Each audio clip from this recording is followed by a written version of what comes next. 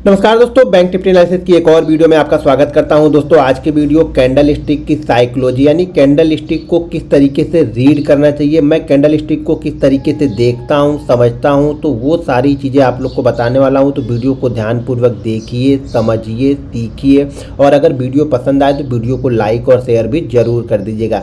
सारा game psychology का है, ध्यान रखिएगा। साइकोलॉजी बहुत मायने रखती है। अगर आप ट्रेडर बनना चाहते हैं, आपकी साइकोलॉजी बहुत स्ट्रांग होनी चाहिए। आपको बिलीव होना चाहिए अपने सेटअप पे, अपने कैंडल स्टिक पे, अपने सपोर्ट रेजिस्टेंस ट्रेंड लाइन, जो भी चीज़ आप फॉलो करते हो, कोई मूविंग एवरेज फॉलो करते हो, कोई इंडिकेटर फॉलो करते हो, तो सबसे पहला काम है बिलीव होना चाहिए। वो बिलीव आएगा कैसे? जब तक आप 100-150 ट्रेड नहीं लोगे ना, तब तक आपको वो बिलीव कभी नहीं आएगा जीवन में। तो ये ध्यान रखिएगा। मैं यहाँ पे कैंडल स्टिक की साइकोलॉजी, मैं कैंडल स्टिक को मैं किस तरीके से रीड करता हूँ वो मैं आप लोग को बताने वाला हूँ, समझाने वाला हूँ। हर कैंडल कुछ ना कुछ कहती है, बस उसमें से आपको ये देखना है कि वो कैंडल आपसे कह क्या रही है। अब यहाँ पे मैंने जो चार्ट लगाया हुआ है वो चार्ट लगाया हुआ है HDFC बैंक का। मैंने यहाँ पे चार्ट लगाया हुआ है HDFC बैंक के चार्ट में कुछ चीज़ें अगर आप ध्यान से देखो, थोड़ी देर के लिए वीडियो 10 सेकंड के लिए आप रोक दो और इस चार्ट में आपको क्या चीज़ें दिख रही हैं, क्या चीज़ें आपको कैंडल स्टिक में दिख रही, क्या चीज़ें समझ में आ रही, वो वीडियो के नीचे मुझे कमेंट करके पहले बता लो। उसके बाद वीडियो को आगे देखो कि क्या मेरी साइकोलॉजी और आपकी साइकोलॉजी सेम उसी तरीके से आप भी कैंडल स्टिक को रीड कर रहे हो जिस तरीके से मैं रीड कर रहा हूं। तो वीडियो को आगे और देखिएगा। अगर नहीं हो रही तो वीडियो को कंटिन्यू देखते रहिए। बहुत सारी वीडियो मैं डालते रहता हूं लर्निंग पर्पज से, तो उस वीडियो को देखिए, समझिए और सीखते रहिए। अब यहाँ पे देखिए HDFC बैंक को पिछले 4-5-6 दिन का मूव देखिएगा, पिछले HDFC बैंक का। यहाँ पे समझिए HDFC बैंक जो रजिस्टेंस एरिया है, ऑलरेडी मैंने अपने टेलीग्राम चैनल पे आप लोग को बताया हुआ है कि ये जो रजिस्टेंस हमारे पास में है वो है 1466 से लेकर के 1472। ये एक रेंज होती है। देखिए रजिस्टेंस की एक रेंज होती है, कोई फिक्स नहीं होता है कि यही होगा। अगर ये 1472 यानी 1472 के ऊपर सस्टेन करने लगेगा, अगर हम इंट्राडे ट्रेडिंग कर रहे हैं तो इसके ऊपर अगर ये सस्टेन करने लगेगा कुछ देर, देखिए सस्टेन की कोई परिभाषा नहीं है। कोई आवरली सस्टेन देखता है, कोई यहाँ पे 15 मिनट पे देखता है, कोई 5 मिनट पे देखता है। तो आप किस चार्ट पे कंफर्टेबल हो उस चार्ट पे देखो कि ये सस्टेन कर रहा है। सस्टेन करने का मतलब है कि इसी रेंज के ऊपर कुछ देर तक ये टिका रहे, 5 मिनट, 7 मिनट, 4 मिनट, मूव के हिसाब से, वॉल्यूम के हिसाब से ये इसी रेंज के ऊपर टिका रहे, तो हम इसको बोलते हैं सस्टेन करना। अब यहाँ पे ये इसके लिए रेजिस्टेंस जोन है, ध्यान रखिएगा रेजिस्टेंस जोन। अब रेजिस्टेंस जोन का मतलब ये नहीं कि आप हर समय जब भी उस लेवल पे पहुंचेगा आपको सेल करना है। सेल करने के लिए कुछ कैंडल स्टिक देखनी पड़ती है, उसको समझना पड़ता है। अब यहाँ पे जो चार्ट है उस चार्ट को ध्यान से आप जरा देखो। पिछले ये 4 दिन 5 दिन से सेम कंडीशन, सेम चीज़ें यहाँ पे करता हुआ HDFC बैंक आ रहा है। वो क्या चीज़ें सेम है यहाँ पे देखिए। यहाँ पे जो चीज़ें सेम है वो ये चीज़ है कि कंटिन्यू 70-72 के 70-67 तो कंटिन्यू ही क्या करता है 70 के आसपास जाता है और वहाँ से ये नीचे की साइड में आता है। लेकिन इसमें रीड करने वाली चीज़ क्या है और ट्रेड करने वाली चीज़ें क्या है? देखिए मैं HDFC बैंक कंटिन्यू आपको 3-4 दिनों से कंटिन्यू मैं अपने टेलीग्राम चैनल पे अपना व्यू कंटिन्यू पोस्ट कर रहा हूँ वहाँ पे, तो उसको भी जा करके आप एक बार देखिएगा ज़रूर।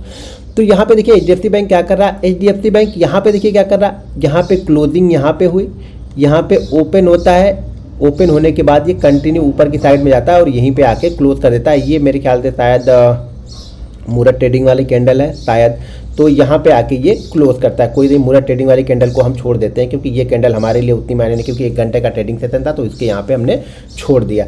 तो ठीक है, अब उसके बाद देखिए, उसके बाद पहले समझिए यहाँ पे देखिए क्या होता है। मार्केट ओपन होता है, यहाँ पे ओपन होने के बाद ऊपर जाता है और जैसे ही ये ओपनिंग के नीचे आता है ना, यहाँ पे क्या होता है करेक्शन स्टार्ट हो जाता है। यानी यहाँ पे जो डाउनफॉल है वो स्टार्ट हो जाता है। क्यों?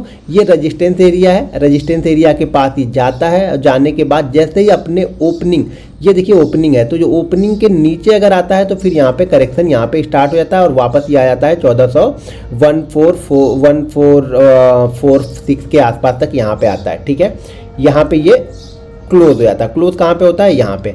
अब अगले दिन देखिए क्या होता है। अगले दिन वापस ये क्या होता है, गैप अप ओपन होता है, यानी ऊपर की साइड में यहाँ पर ओपन होता है और ओपन होने के बाद फिर इसी लेवल के पास पहुँचता है और इसी लेवल के पास पहुँचने के बाद ये क्या करता है, वापस यहाँ पे गिरना स्टार्ट करता है। ठीक है, और फिर से वापस ये 50 के आसपास आके क्लोज करता है। नेक्स्ट डे क्या करता है, अब ये नेक्स्ट डे नीचे की साइड में ओपन हो रहा है। ध्यान रखिएगा, यहाँ पे 2 चीज़ें ध्यान रखिएगा। अब यहाँ पे तो हम बड़ी आसानी से इसको सेल कर सकते हैं कि ये हमारे लिए रेजिस्टेंस एरिया है, 147072 हमारा एसएल हो जाएगा या 67 एसएल हो जाएगा। मैंने तो जितने भी दिन सेल दिया है वहाँ पे 1467 का ही शायद 67 या 66 का आपको एसएल दिया था। और उसके बाद वो कंटिन्यू नीचे आए। यहाँ पर ऊपर ओपन होके यहाँ पे ओपन होने के बाद ऊपर जाता है और ऊपर आने के बाद वापस ही नीचे की साइड में आता है। यानी हमारे पास एक 67-70 वाला रेजिस्टेंस इस दिन फेस किया और फेस करने के बाद वापस क्या करता है 1460 के नीचे आके ट्रेड करने लगता है। फिर ये वापस कहाँ तक आता है 50 तक 45 तक। यहाँ पर भी ये ऊपर की साइड में जाता है, फिर रेजिस्टेंस फेस करता है, अपनी जो ओपनिंग प्राइस है उससे नीचे ट्रेड करता है और काफ़ी अच्छा यहाँ पे 15-20 रुपए का यहाँ पे एक मूवमेंट नीचे की साइड में दे जाता है। अब इसको यहाँ पे देखिए, यहाँ पर रेजिस्टेंस हमने मान लिया, यहाँ पे हमने रेजिस्टेंस मान लिया। क्या हम इसको यहाँ पर रेजिस्टेंस मानते हैं? ये हमारे लिए थोड़ा सा 50-50। देखिए एक दिन हमारा ट्रेड सक्सेसफुल हो गया। अब देखिए इसको ट्रेड कैसे करते हैं। एक दिन मान लीजिए हमने यहाँ पे पहले दिन 100 क्वांटिटी ली, हमने यहाँ पे क्या बनाया प्रॉफिट बना लिया रेजिस्टेंस लेके। अगले दिन हमने क्या किया, यहाँ पे 75 क्वांटिटी ली, यहाँ पे हमने प्रॉफिट बना लिया। इस दिन हम सेल करने जा रहे हैं तो यहाँ पे हम क्या करेंगे 50 क्वांटिटी ट्रेड करेंगे। देखिए इसी तरीके से ट्रेड करना है, क्योंकि किसी ना किसी दिन तो ये रेजिस्टेंस क्रॉस करेगा और उस दिन हमारा सेल होगा। ठीक है, तो पहला हमने प्रॉफिट ले लिया, दूसरा हमने प्रॉफिट ले लिया, तीसरा हमने 50 क्वांटिटी यहाँ पे ट्रेड की। अब यहाँ पे थोड़ा सा डाउट है, सेल तो हमने इस दिन भी दिया था लेकिन ये थोड़ा सा डाउट क्रिएट करा। डाउट क्रिएट क्यों करा ये समझिए कैंडल स्टिक को। अब यहाँ पे क्या करता था, ऊपर ओपन होने के बाद ये नीचे आता था, ऊपर ओपन होने के बाद नीचे आ रहा था, ऊपर ओपन होने के बाद नीचे आ रहा था। यहाँ पे देखिए ऊपर ओपन होने के बाद जैसे ऊपर गया अपने क्लोजिंग ओपनिंग प्राइस से नीचे आया, ये नीचे आने लगा। यहाँ पर भी क्या कर रहा है, ये ऊपर ओपन होके ऊपर की साइड में जा रहा और वापस जैसे ही अपने ओपनिंग प्राइस से नीचे ये कंटिन्यू ट्रेड कर रहा तो उसके बाद आके ये नीचे ही क्लोज कर रहा। यहाँ पर ध्यान से देखिएगा, ये नीचे ओपन होता है तो नीचे ओपन होके ये धीरे धीरे करके ऊपर की साइड में जा रहा। तो यहाँ पे क्या होगा, ये हमारे लिए रिस्की है। रिस्की कब होता है, देखिए रेजिस्टेंस रिस्की कब होता है। ये रेजिस्टेंस है, रेजिस्टेंस के पास हम ओपन हुए और अपनी ओपनिंग से नीचे ट्रेड करने लगे। मान लीजिए रेजिस्टेंस हमारा जैसे ये 72 का है या कोई दूसरे स्टॉक का मान लीजिए कि 1600 का रेजिस्टेंस है। हम ओपन होते हैं 1580 पे, 1580 ओपन होके हम क्या करते हैं, जाते हैं कहाँ पे 1590 पे और हम इस रेजिस्टेंस को फेस करते हैं और वापस हम क्या करते हैं नीचे आते हैं। और जैसे हम 1580 के नीचे आने लगते हैं यहाँ पे तेज गिरावट आएगी। ठीक है, फिर हो सकता है 1570 चला जाए, 1560 चला जाए, इसके नीचे आ जाएगी इसके बाद। लेकिन यहाँ पर ये नीचे ओपन हो रहा है, ध्यान रखिएगा यहाँ पे क्या हो रहा है, नीचे ओपन हो रहा है और यहाँ पे पैसा लगते हुए ऊपर जा रहा है। तो जो ये गिरावट होगी ना, जैसे ये गिरावट हो रही थी तेज, वैसे ये गिरावट तेज नहीं होगी क्योंकि ये अपनी ओपनिंग से ऊपर ट्रेड कर रहा। देखिए ये अपनी ओपनिंग से नीचे ट्रेड कर रहा, मतलब यहाँ पे सेलर एक्टिव हो चुके हैं। ठीक है, सेलर एक्टिव हो चुके हैं और इसके लिए अपनी ओपनिंग और हाई ये रेजिस्टेंस एरिया है। मतलब उस दिन के लिए हमारे लिए क्या है, ये एक सप्लाई जो है, ये क्या होगा एक सप्लाई जोन। जब भी अपने ओपनिंग प्राइस के आसपास जाएगा या उसके ऊपर जाने की कोशिश करेगा, यहाँ पे सप्लाई आ जाएगी। यहाँ पे क्या होगा, जैसे यहाँ पे सप्लाई आएगी वैसे यहाँ पे बायर एक्टिव होंगे। ठीक है, क्योंकि ये नीचे से ओपन होके ऊपर जा रहा, अपने लो को भी ब्रेक नहीं कर रहा और अपने क्लोजिंग प्राइस को भी ब्रेक नहीं कर रहा। इस दिन ओपनिंग प्राइस को भी ब्रेक नहीं कर रहा। इस दिन क्या कर रहा है, ये सब दिन क्या कर रहा है, ये अपने ओपनिंग प्राइस को नीचे की साइड में ब्रेक डाउन कर रहा है। ठीक है, यहाँ पे अपने ओपनिंग प्राइस को इसने रिस्पेक्ट किया और ऊपर की साइड में गया।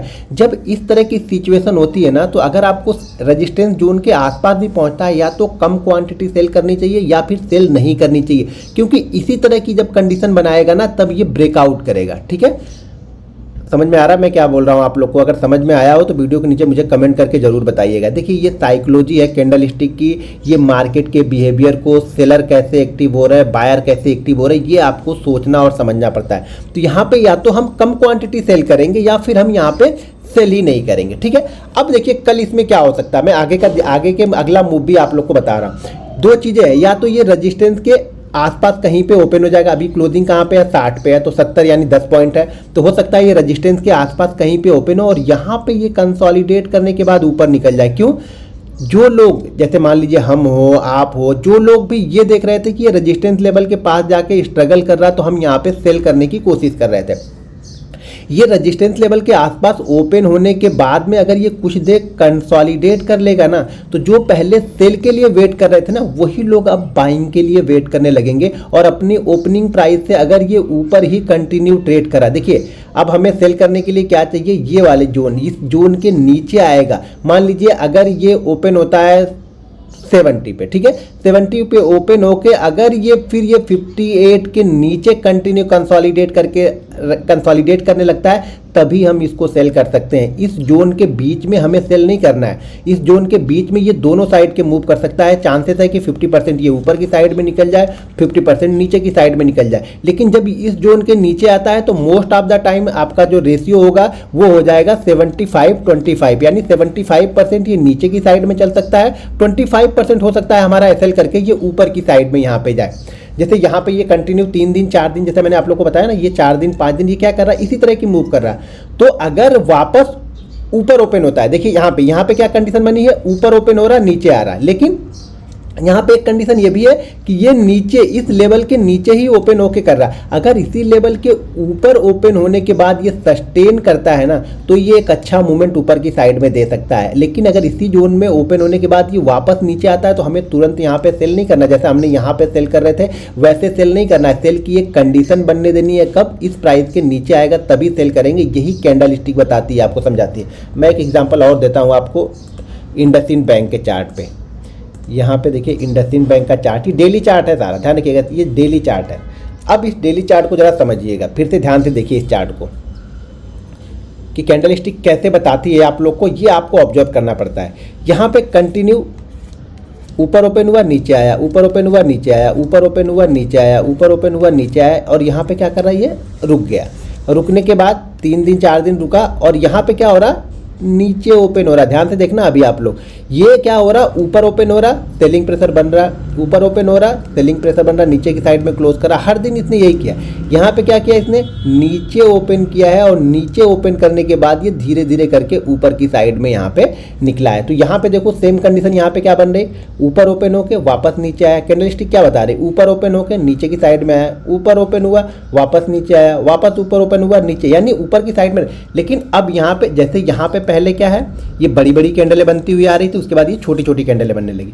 यहाँ पे बड़ी बड़ी कैंडलें बनती हुई आई, अब ये क्या कर रही, कैंडल छोटी छोटी बन रही। मतलब अब यहाँ पे सेलर का इंटरेस्ट नहीं है, ध्यान रखना, यहाँ पे अब सेलर का अभी इंटरेस्ट नहीं है। आगे हो सकता है जैसे इस रेंज को ब्रेक करेगा सेलर का इंटरेस्ट फिर से आ जाएगा, लेकिन अभी यहाँ पे सेलर का इंटरेस्ट नहीं है। यहाँ पे जैसे अभी सेलर का इंटरेस्ट नहीं था तो बायर आ गए थे, यहाँ पर भी सेलर का इंटरेस्ट नहीं है तो हो सकता है बायर आए। तो बायर कैसे आएंगे, इस चीज़ को ध्यान रखिएगा। अगर ये इसी जोन में कहीं पर ओपन होने के बाद में धीरे धीरे करके ऊपर की साइड में निकलता है, यानी इस जोन को वापस ये ऊपर निकलता है, तो यहाँ पे बायर एक्टिव होंगे। बायर एक्टिव कब होंगे, इसी जोन में ओपन होने के साथ में ये ऊपर की साइड में ब्रेक करता है धीरे धीरे करके, तो ये बायर एक्टिव होंगे इंट्राडे के लिए। कल की बात कर रहा हूँ मैं, इसको लंबा व्यू आपको नहीं दे रहा हूँ, कल की बात कर रहा हूँ। कल किस तरीके से इसको हम ट्रेड कर सकते हैं, किस तरीके से ऑब्जर्व करेंगे। अगर हमारी कंडीशन को फॉलो नहीं कर रहा तो भूल जाओ उस चीज़ों को नहीं देखना। लेकिन अगर मान लीजिए ये कल ओपन ही यहाँ पे हो गया, ओपन ही यहाँ पे हो गया, तो फिर से आपको वो 5 मिनट चार्ट पे देखना पड़ेगा कि इस रेंज को वो किस तरीके से बीट करता है। एक चीज़ ध्यान रखिएगा, हमेशा लास्ट डे की क्लोजिंग, लास्ट डे का लो हमारे लिए बहुत इंपॉर्टेंट होता है, ट्रेड करने के लिए ये बहुत इंपॉर्टेंट होता है। तो अगर यहाँ पर ये गैप अप ओपन हो जाए, मान लीजिए यहाँ पर ये गैप अप ओपन हो जाए और गैप अप ओपन होने के बाद 15-20 मिनट तक अपने ये हाई वाले लेवल, यानी जो ओपनिंग का हाई बने उसको क्रॉस नहीं कर रहा हो, ठीक है ना, 15-20 मिनट तक अपने ओपनिंग के हाई को क्रॉस नहीं कर रहा होगा, तो फिर से यहाँ पे सेलर वापस एक्टिव हो जाएंगे, ये ध्यान रखिएगा। लेकिन अगर ये अपने हाई को क्रॉस करके प्राइस एक्शन बनाते हुए चला जाएगा तो फिर यहाँ पे सेलर नहीं आएंगे, फिर यहाँ पे बायर एक्टिव होंगे। सेलर कब एक्टिव होंगे, जब ओपन होगा, ओपन होने के बाद इसी जोन में ये घूमेगा और घूमने के बाद वापस ये अपने लो को कट करना स्टार्ट कर देगा, तो फिर यहाँ पे सेलर एक्टिव हो जाएंगे और शायद फिर से लाके इसी जोन में वो लोग क्लोज कर देंगे।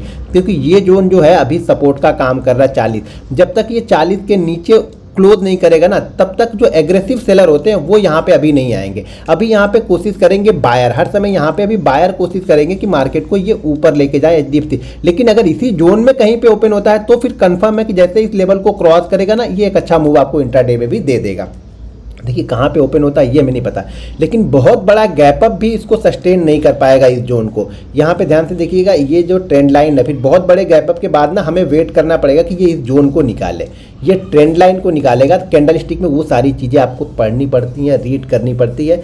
जनरली कैंडल स्टिक को आप समझिएगा कि कल का लो, कल का हाई, कल का ओपन बहुत इंपॉर्टेंट है। अगर इसके ऊपर आप लोग को वीडियो चाहिए तो इस वीडियो के नीचे मुझे कमेंट करके बताइएगा, तो मैं आपको ओपन हाई लो का क्या थ्योरी है, किस तरीके से हमें ओपन हाई लो को जज करना चाहिए, हमें फॉलो करना चाहिए, हमें ट्रेड करना चाहिए, तो उसकी वीडियो मैं आप लोग के लिए बना दूंगा।